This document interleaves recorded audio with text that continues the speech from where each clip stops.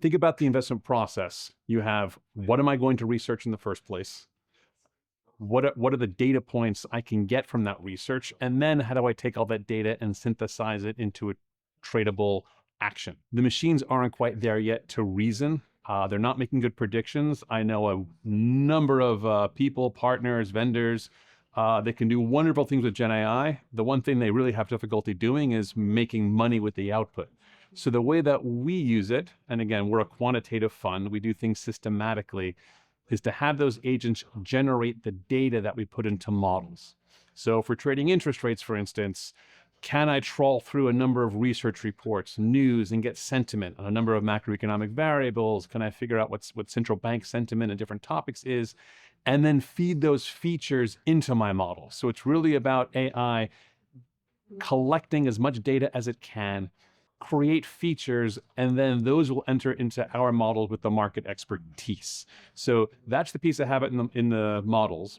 And then if you think about where do quant models tend to go wrong, it's usually a case of the world's changing too fast and everything you modeled with over the past 10 years is not relevant right now. So the questions you can ask such an agent is, hey, what is everyone talking about right now?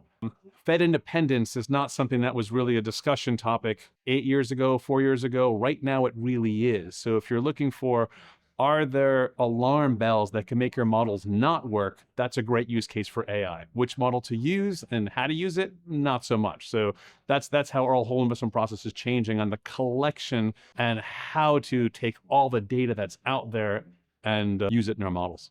How has this changed the process of managing the fund itself?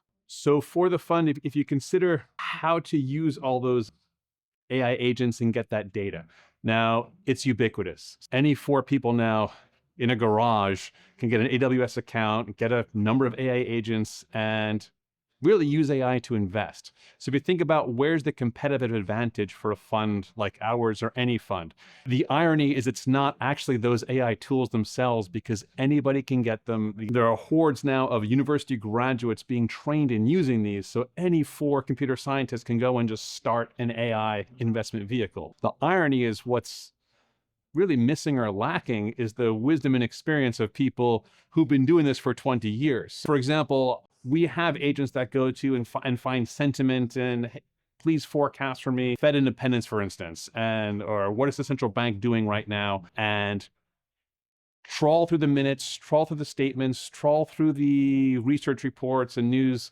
and give us a view on where you think that's going to hit perhaps their decisions down the road. Now, the interesting thing is it doesn't really tend to work unless you have someone who's really trained in economics and has the experience to know what to look for, what am I prompting, what's important.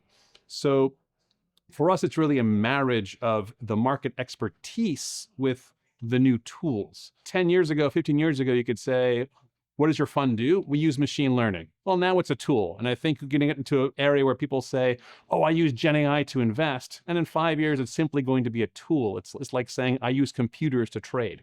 True in the 80s, not true anymore. For us, it's really that tool. So how you manage the fund is, how do I maintain that competitive advantage of having market experts and getting their benefits? Then you get the Gen AI tools and their benefits and marry them together. So for us managing, it's really about building that workflow. So people with the experience, who are a different population from the young college graduates coming with the AI, I'm not going to say can integrate it to their workflow, but how do you build those operational workflows so it's just the easiest thing for them to do is to use those AI tools, whether that's elastic computing, all the access to those tools, getting it into their coding environments, and just making it the obvious course of action so you get the best of both worlds.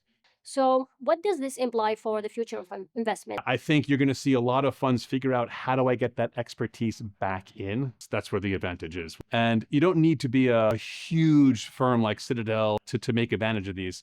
The world is changing so fast. I don't think it makes sense for a fund to really do all this in-house. It's, can you get the right partners? Can you get the right platform? And so for that, it's going to be very, very fast. And the people who can get those experts with the latest tools in a very agile way are going to maintain the competitive advantage.